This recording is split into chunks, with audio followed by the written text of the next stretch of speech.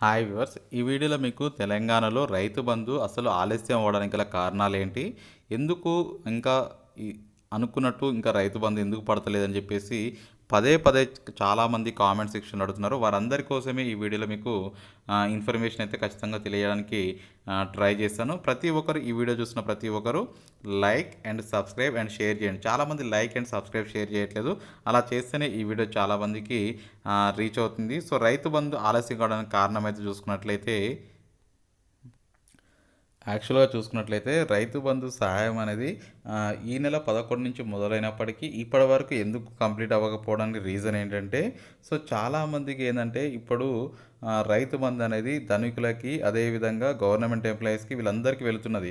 దీనివల్ల పథకం ఎక్కడైతే డీవియేషన్ అవుతుందో నెక్స్ట్ పేద ప్రజలకు అందదు అనే దృష్ట్యంతోటి వీళ్ళైతే ఖచ్చితంగా ఈ నెల 11 నుంచి అయితే రైతు బంధు వేస్తున్నారో అది 1-2 ఎకరాల వరకు కొంచెం వరకు కంప్లీట్ అయితే చేయడం జరిగింది. నెక్స్ట్ ఏం చేస్తున్నారంటే వీళ్ళు 2-5 ఎకరాల లోపు ఎవరికైతే వేద్దాం అనుకుంటున్నారో వీళ్ళందరి యొక్క ప్రొఫైల్ అయితే చెక్ చేస్తూ, సో ఎవరైతే అర్హులు ఉన్నారో వారికే ఈ యొక్క రైతు బంధు టోటల్‌గా తెలంగాణ అయితే డిక్లేర్ అయితే చేయడం జరిగింది. 1-10 ఎకరాల వరకైతే రైతు బంధు వేయబోతున్నట్లయితే సమాచారం ఇవ్వడం జరిగింది.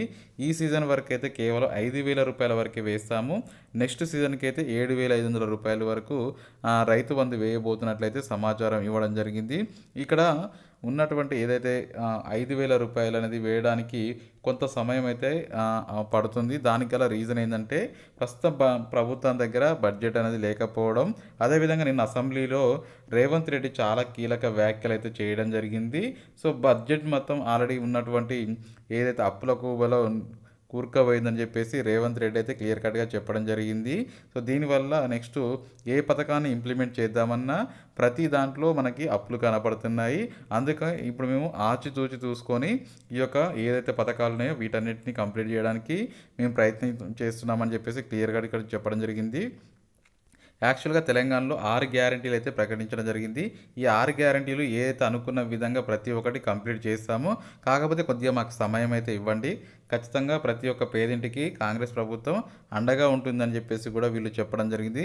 దీన్ని దృష్టిలో పెట్టుకొని వాళ్ళు సో ఎప్పటికప్పుడు ఖచ్చితంగా ప్రతి శాఖ పైన అవగాహన తెచ్చుకుంటూ సో ఏ పథకాలు ఎట్లా ఇంప్లిమెంట్ చేయాలని కూడా మా యొక్క కాంగ్రెస్ ప్రభుత్వం ప్రయత్నిస్తుందని కూడా వీళ్ళు చెప్పడం జరిగింది. నెక్స్ట్ దీనికి సంబంధించి అసలు కారణం ఏంటంటే ఆలస్యం అవ్వడానికి బడ్జెట్ సరిపోకపోవడం, అదేవిధంగా ప్రతిదీ కొంచెం ఆంక్షలతో కూడుకున్న రైతు బంధు ఇవ్వాలని చెప్పేసి వీళ్ళు నిర్ణయం తీసుకోవడం వల్ల సో ఖచ్చితంగా దీనికి కొంచెం లేట్ అవుతుందని చెప్పేసి వీళ్ళు చెప్పడం జరిగింది. ఏదేమైనా నెక్స్ట్ ఇటువంటి అప్డేట్స్ మనకు కావాలి అనుకుంటే మా ఛానల్ని సబ్స్క్రైబ్ చేయండి, షేర్ చేయండి. Thank you for watching.